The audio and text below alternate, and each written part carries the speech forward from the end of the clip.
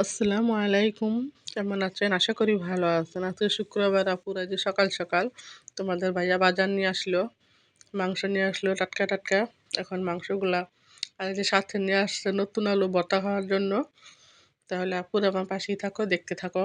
যদি ভালো লাগে লাইক দিয়ে একটা সাবস্ক্রাইব করে দিবে। অনেক দিন পর আপুর একটা লং ভিডিও ছাড়লাম। এই যে মাংসটা সুন্দর করে ধুয়ে নিচ্ছি। এখন মনে করো মাংসগুলা যা যা মশলা দেওয়ার এখন দিয়ে দিব। ভালো করে মাখায় চাখায় বসায় দিব।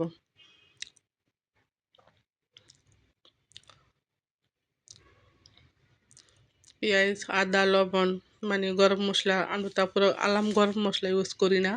সবসময় তোমাদের সাথে বলি ফাঁকি মশলা ইউজ করি। আর এই যে তেল দিয়ে এখন ভালো করে মাখায় চাখায় বসায় দিব মাংসটা।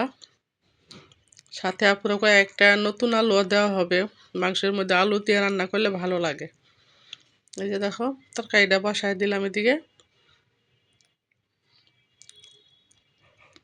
আরেক পাশে এই যে ডাউল বসাইছি।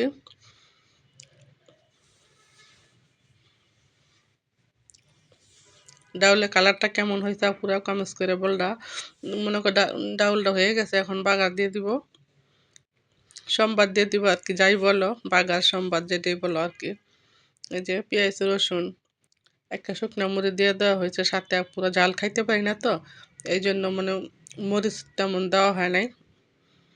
এই যে এখন বাগারটা দিয়ে দেওয়া হলো ডাউলে।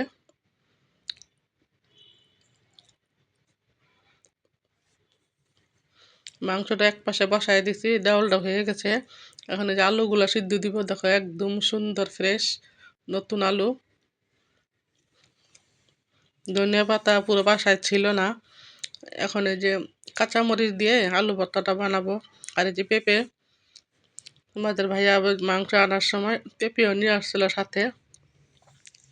আমার কাজের আপাকে বললাম পেঁপেটা একটু ছিলে দেন, টাটকা টাটকাই খেয়ে ফেলাই।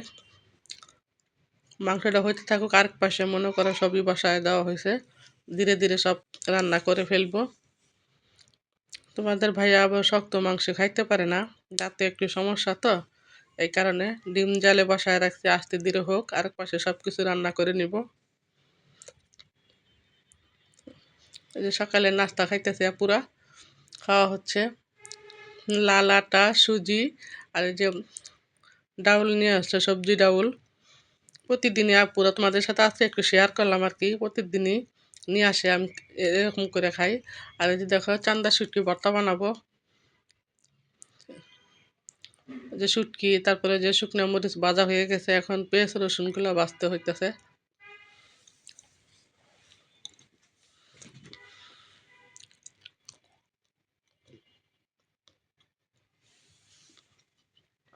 ওই যে আমার আপা ভর্তাগুলা বানিয়ে নিতেছে। আর আপাকে বললাম আমি আলু ভর্তাটা বানায় ফেলাই। এই যে দেখো আলু ভর্তাটা বানাইতেছি আপুরা, কাঁচামরিচ দিয়ে ভর্তাটা বানিয়ে নিতেছি।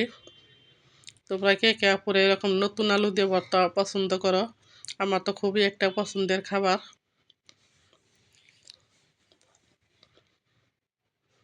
আর ভর্তা মানিতে সরিষার তেল, তেল দিলে তেল না দিলে মজা হয় না, এই কারণে যে সরিষার তেলও দিয়ে দেওয়া হলো সাথে।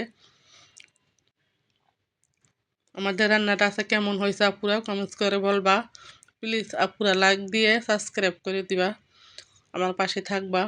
ভুল ত্রুটি হইলে ক্ষমা দৃষ্টিতে দেখবা। এই যে আলু ভর্তাটা বানানো হয়ে গেল এখন। আজকের মতো এই পর্যন্ত, আল্লাহ হাফেজ।